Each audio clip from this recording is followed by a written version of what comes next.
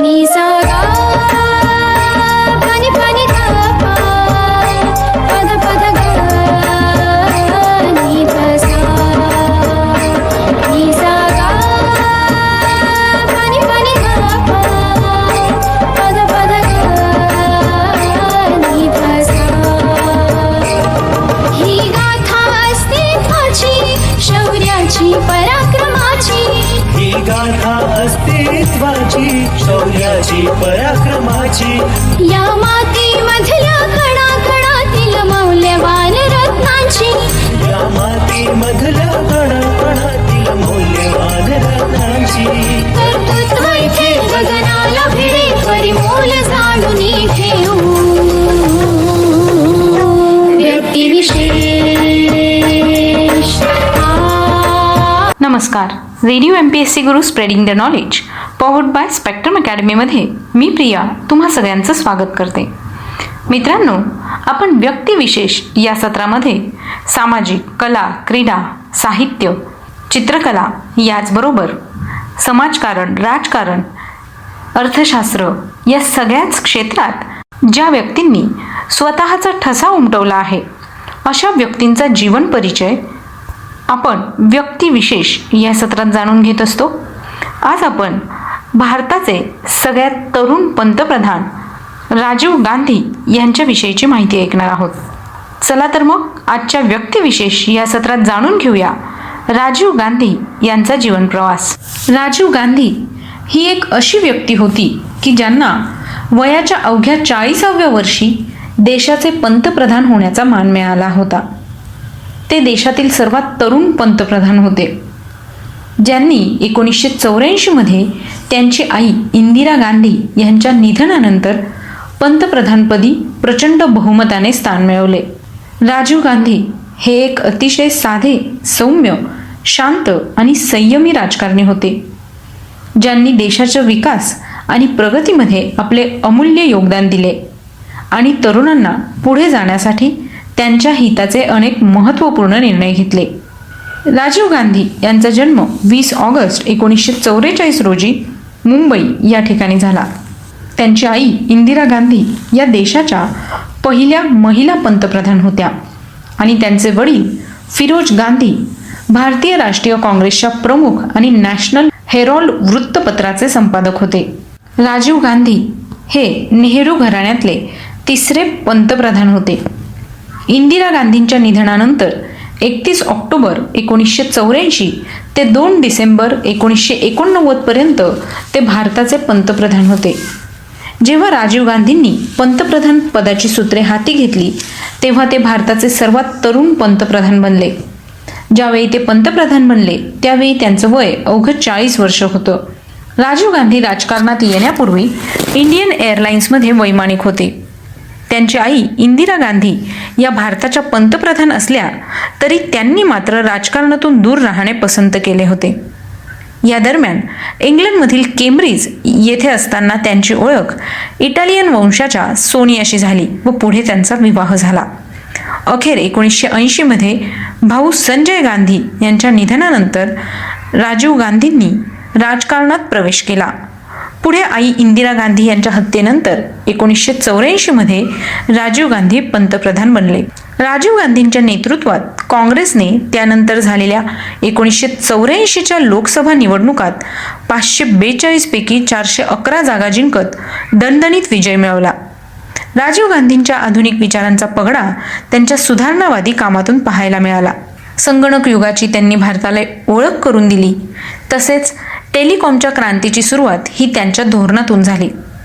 1988 मध्ये त्यांनी श्रीलंकेत शांतीसेना पाठविण्याचा निर्णय घेतला. त्याची परिणिती लिट्टेसोबतच्या संघर्षात झाली. यात सुमारास बोफोर्स घोटाळ्यात त्यांच्यावर झालेल्या आरोपांनी त्यांची स्वच्छ राजकारणाची प्रतिमा मलिन झाली. अखेर 1989च्या लोकसभा निवडणुकात त्यांना पराभवाला सामोरे जावे लागले. राजीव गांधी त्यानंतरही काँग्रेसच्या अध्यक्षपदावर कायम होते. यानंतर राजीव गांधींच्या सुरुवातीच्या आयुष्याबद्दल थोडी माहिती घेऊया. राजीव गांधींचा जन्म भारताच्या प्रसिद्ध राजकीय घराण्यात झाला. आजोबा जवाहरलाल नेहरू भारतीय स्वातंत्र्य लढ्यातील प्रमुख नेते आणि भारताचे पहिले पंतप्रधान होते. जवाहरलाल नेहरू यांची मुलगी इंदिरा गांधी यांनी काँग्रेसचे एक सदस्य फिरोज गांधी यांच्यासोबत विवाह केला. इंदिरा गांधींनी 1944 मध्ये राजीव गांधी यांना जन्म दिला. राजीव गांधी यांचा जन्म 20 ऑगस्ट 1944 रोजी झाला.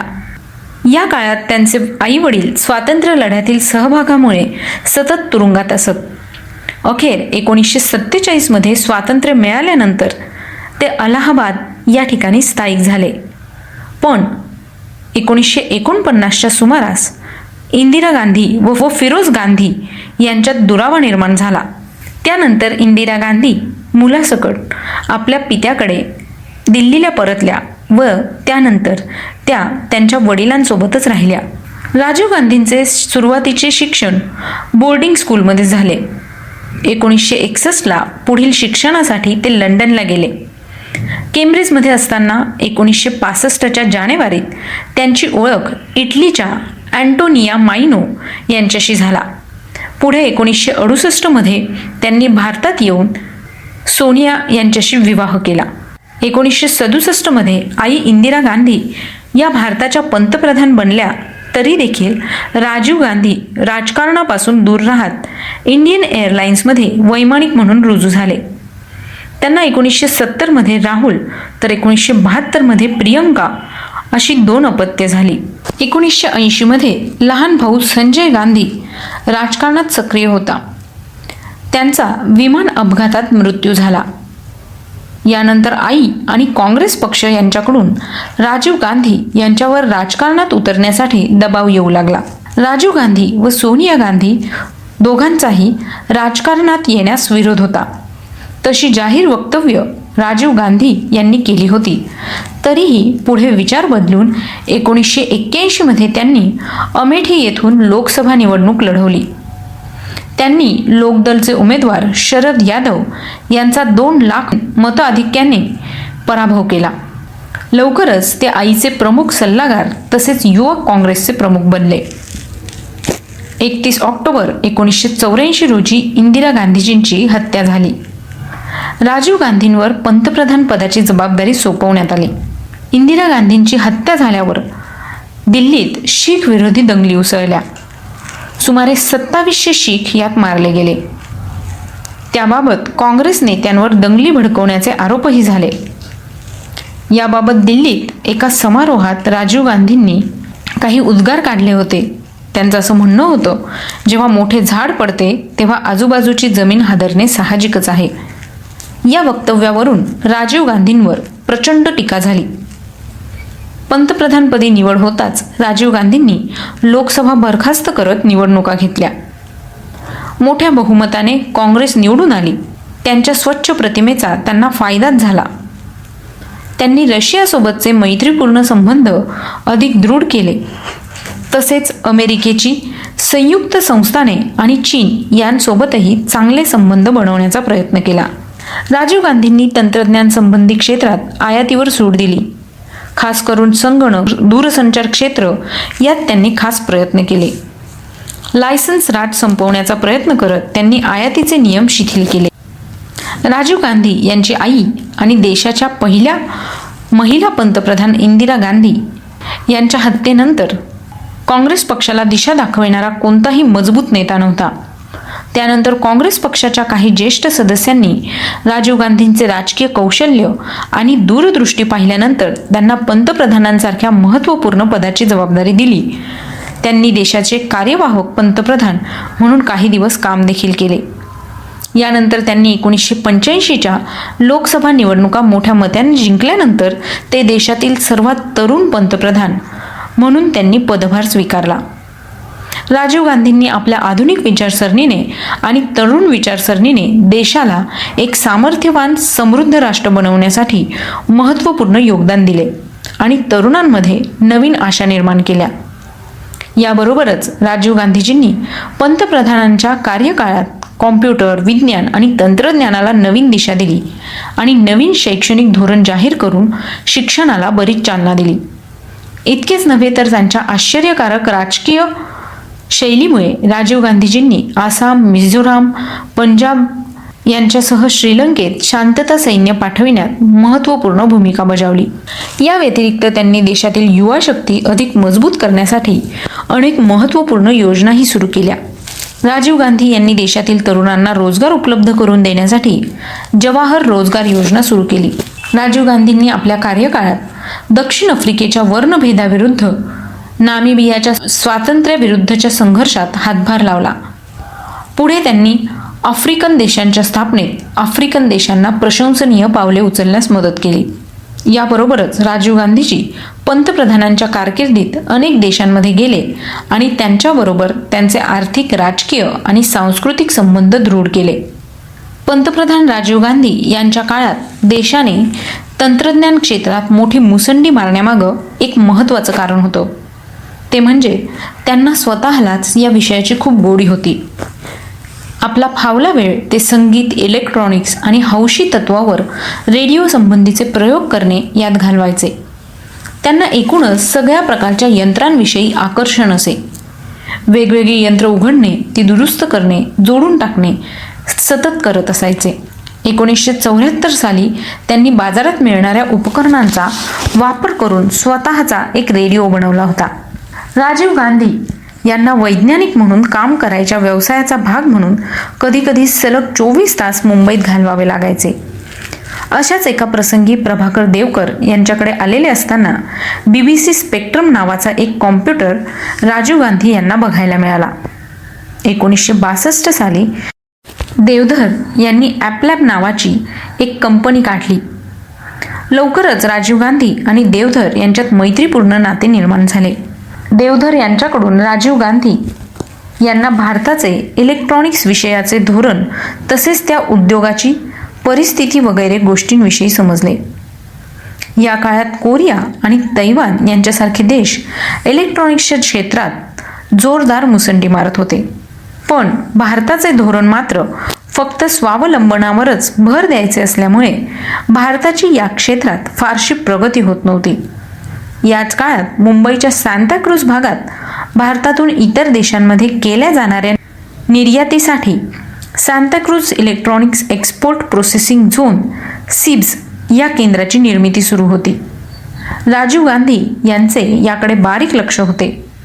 आंतरराष्ट्रीय पातळीवर काय चालू आहे हे भारतातल्या लोकांना नीटपणे समजत नव्हते. याला भारताचे आयात विरोधी धोरण कारणीभूत असल्याची माहिती देवधर यांनी राजीव गांधी यांना दिली. हे चित्र बघून राजीव गांधी अस्वस्थ झाले. 1982 साली भारतात एशियाड स्पर्धा होणार होत्या. त्यासंबंधी खूप मोठ्या प्रमाणावर तयारी करणे भाग होते. इंदिरा गांधींनी त्यासाठीची सगळी जबाबदारी राजीव गांधी यांच्यावर टाकली. या तयारीचा एक भाग म्हणून राजीव गांधी यांनी दिल्लीच्या नॅशनल इन्फॉर्मॅटिक्स सेंटर NICला भेट दिली. त्याबरोबरच अशी केंद्रे फक्त दिल्लीपुरती मर्यादित न राहता अख्ख्या भारतभर असली पाहिजेत असा विचार त्यांच्या मनात आला. तसेच आशियाड स्पर्धेच्या संदर्भात मोठ्या प्रमाणावर कॉम्प्युटर्सचा वापर केला गेला पाहिजे असेही राजीव गांधी यांनी संबंधितांना सुचवले. काही अधिकाऱ्यांनी यासाठीचे सॉफ्टवेअर परदेशातून आयात करावे अशी सूचना केली. पण NICच्या लोकांनी ते फेटाळून लावत भारतातच आपण हे काम करू शकतो असे सांगितले. यावेळी राजीव गांधी यांनी त्याला हिरवा झेंडा दाखवताच स्पर्धेसाठीच्या वेगवेगळ्या ठिकाणांचे बांधकाम आणि तिथल्या सुखसोयींशी संबंधित सुरू असलेली कामे यांच्यावर लक्ष ठेवणे, खेळाडूंशी संबंधित असलेल्या अनेक नोंदी तसेच प्रत्यक्ष स्पर्धेमधले सामने आणि त्यांचे निकाल यांच्या संदर्भातल्या आकडेमोडी वगैरे गोष्टींसाठी NICने सॉफ्टवेअर तयार केले. यासाठी NICला खूप मेहनत घ्यावी लागली. तसेच 17 स्टेडियम्समध्ये सुरू असलेल्या सामन्यांची माहिती आपोआप एका मध्यवर्ती ठिकाणी आणून तिचे संकलन करण्यासाठी किचकट दूरसंचार यंत्रणाही उभी करावी लागली. 1987 सालच्या सेऊल ऑलिम्पिक स्पर्धेच्या वेळी तिथल्या आयोजकांनी आपल्या टीमला भारतातल्या या सॉफ्टवेअरचा अभ्यास करण्यासाठी पाठवले होते. यानंतर राजीव गांधी यांनी तोशिबा कंपनीचा एक लॅपटॉप जपानकडून मिळवला. या सुमारास भारताला रंगीत टीव्हीचे हे आगमन झाले. खरे म्हणजे डिपार्टमेंट ऑफ इलेक्ट्रॉनिक्स DOEचा खूप विरोध असूनही राजीव गांधी यांनी या प्रकरणात हस्तक्षेप करून लोकांना एशियाड स्पर्धा बघण्याचा खरा आनंद लुटता यावा म्हणून योग्य ती चक्र फिरवली आणि रंगीत टीव्हीच्या 5 लाख कलर टीव्ही ट्यूब्स आयात करवल्या. यानंतर काही काळाने इलेक्ट्रॉनिक्स उद्योगाशी संबंधित असलेली अनेक जुनाट सरकारी धोरणे रद्द करून सरकारने आयातीवरचे कडक निर्बंध शिथिल करून टाकले. आयातीवर लादले जाणारे मोठमोठे कर रद्द किंवा खूप कमी करण्यात आले. तसेच राजीव गांधींच्या सरकारच्या यासंबंधीच्या धोरणांच्या मागचा चेहरा अशी असलेली ओळख दूर करून त्यांना आता याबाबत अधिकृतरित्या सगळ्यांच्या समोर आणले गेले. साहजिकच इलेक्ट्रॉनिक्स, दूरसंचार तसेच सगळ्याच नव्या तंत्रज्ञानांच्या बाबतीमध्ये संबंधित लोक राजीव गांधींची सल्लामसलत केल्याशिवाय पुढची धोरणे आखायचे टाळायला लागले. एकंदरीतच राजीव गांधी यांना डिजिटल क्रांतीचे जनक म्हणता येईल. भारतामध्ये डिजिटल क्रांती आणण्यासाठी पूर्णपणे राजीव गांधी यांनी सूत्र हातात घेतली होती. 31 ऑक्टोबर 1984 या दिवशी तत्कालीन पंतप्रधान इंदिरा गांधी यांची हत्या झाल्यानंतर राजीव गांधी पंतप्रधानपदी विराजमान झाले.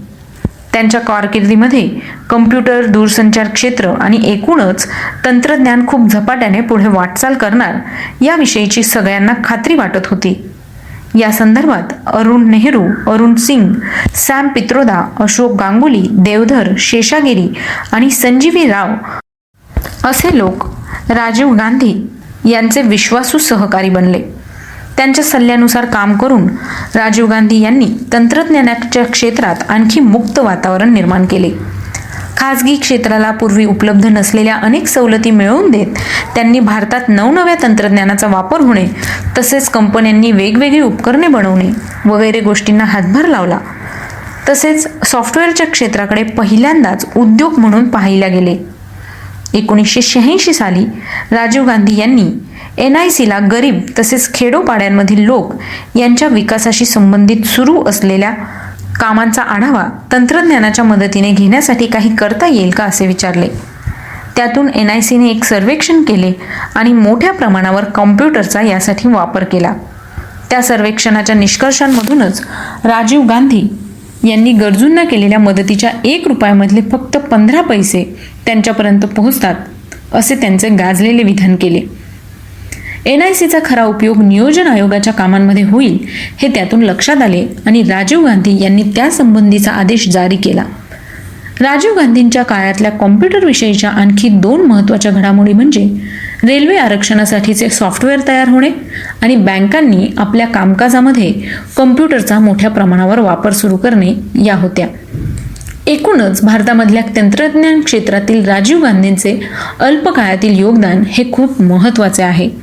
21 मे 1991 रोजी राजीव गांधी आपल्या निवडणूक दौऱ्यावर गेले असता तामिळनाडूमधील स्टेज शो दरम्यान त्यांची हत्या करण्यात आली. या बॉम्बस्फोटात तरुण आणि सामर्थ्यवान राजीव गांधी यांनी आपला जीव गमावला. या हल्ल्यात आणखी बऱ्याच लोकांना आपला जीव गमवावा लागला. काही लोक खूप जखमी झाले. यानंतर राजीव गांधी यांचे पार्थिव नवी दिल्लीतील all India institute of medical science या संस्थेत आणले आणि त्यांचे पोस्टमॉर्टम करण्यात आले. त्यानंतर 24 मे 1991 रोजी त्यांना राज्य सन्मानाने अंतिम निरोप देण्यात आला. आधुनिक विचारसरणीच्या या बळकट व कुशल राजकारण्याच्या निधनाने देशात शोककळा पसरली. राजीव गांधी यांना मरणोत्तर भारतरत्न पुरस्कार देण्यात आला. भारत सरकारने देशाच्या प्रगती आणि विकासात त्यांच्या योगदानाबद्दल त्यांना देशाचा सर्वोच्च भारतरत्न पुरस्कार या पुरस्काराने सन्मानित केलं गेलं. तर मित्रांनो, आज आपण अशा प्रकारे व्यक्तिविशेष या सत्रामध्ये भारताचे पंतप्रधान राजीव गांधी यांच्याविषयीची माहिती ऐकली. ही माहिती तुम्हाला कशी वाटली ते आम्हाला नक्की कळवा. त्यासाठीच आमचा व्हॉट्सअप क्रमांक आहे 8698 म्हणजेच 8698869880. चला तर मग मित्रांनो, मी प्रिया तुम्हा सगळ्यांची रजा घेते. पुन्हा भेटूया उद्याच्या व्यक्तिविशेष या सत्रात एका नवीन व्यक्तीचा जीवन परिचय जाणून घेण्यासाठी. तोपर्यंत घरी राहा, सुरक्षित राहा, स्वतःची आणि स्वतःच्या कुटुंबियांची काळजी घ्या आणि ऐकायला विसरू नका radio MPSC Guru spreading the knowledge powered by spectrum academy.